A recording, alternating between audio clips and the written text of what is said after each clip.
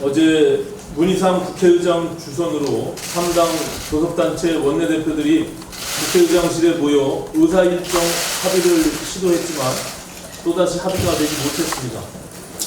이와 관련해서 오늘은 집권당인 민주당에게 쓴소리를 하겠습니다. 바른미래당이 주도해서 일단 국회 문을 열어놓은 상황입니다. 국회 소집을 잘했다고 하는 국민 여론도 압도적으로 높습니다. 그렇다면 남은 일은 어떻게 해서든 한국당이 등원하지 않을 수 없도록 여건을 조성하는 일입니다. 그런데 지금에 와서 패스트트랙 철회 얘기를 다시 꺼내는 한국당의 태도도 이해할 수가 없지만 민주당의 태도 또한 납득하기 힘든 것이 사실입니다. 한국당이 지금 표면적으로는 강경 발언을 쏟아내고 있지만 이제 와서 다시 장애투쟁을 벌일 수 없는 상황이라 출구 전략을 모색하고 있다는 인상을 강하게 받고 있습니다. 한국당을 뺀 여야 4당이 임시국회 소집 요구서를 제출함으로써 일단 한국당은 페널티를 하나 먹었기 때문입니다. 어제 기획재정위원회 여야 간사들이 김현준 국세청장 후보자 인사청문회 일정에 합의했습니다.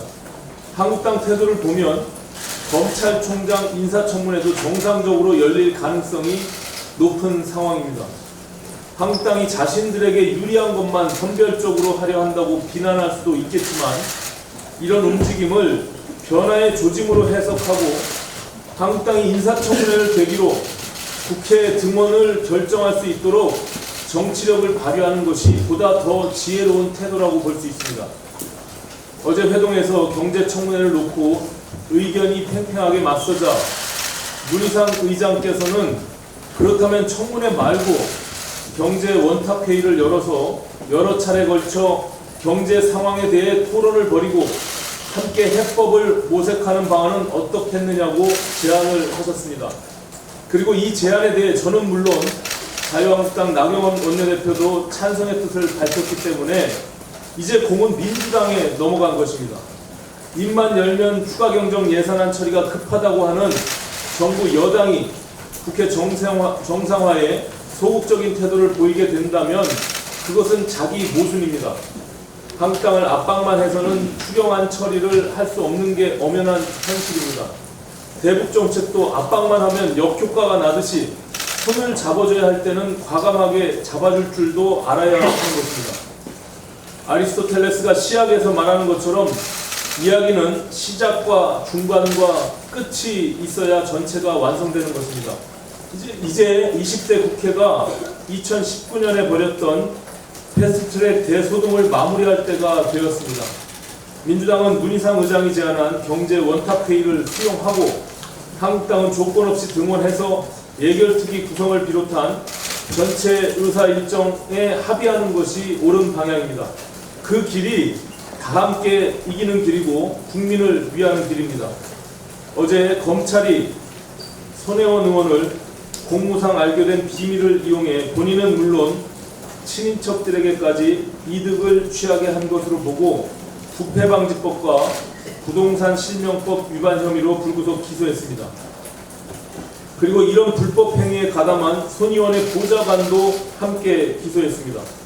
검찰에 따르면 손 의원은 일반인에게 공개되지 않는 목포시의 보안 자료를 받아서 건물 21채 등 모두 14억 원 규모의 부동산을 매입했고 그중 일부 토지와 건물은 조카 명의를 빌려 차명 보유했다는 것입니다.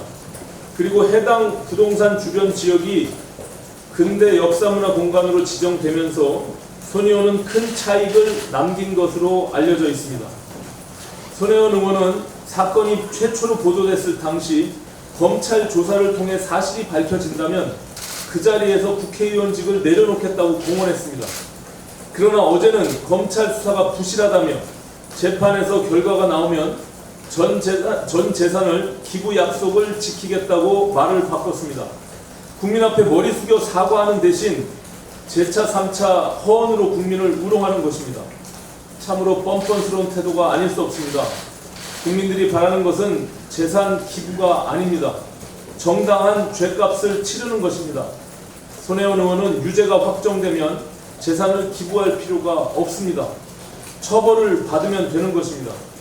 검찰의 공소사실 외에 손혜원 의원은 대통령 영부인의 측근이자 국회 문광희 간사란 신분을 이용해서 자신이 구입한 부동산 주변이 근대 역사문화 공간으로 지정되도록 문화재청에 압력을 행사했다는 의혹도 함께 받고 있습니다. 이번 사건은 문재인 정권 권력 실세의 신종 부동산 투기 사건으로 불려도 하등 이상할 것이 없는 사건인 것입니다. 관련 의혹에 대해 검찰 수사와 별개로 국회 차원의 진상조사가 불가피합니다. 사건 초기에 제기됐다가 정치 일정에 밀려 흐지부지 됐던 손혜원 청문회와 국정조사를 다시 추진하겠습니다. 이상입니다.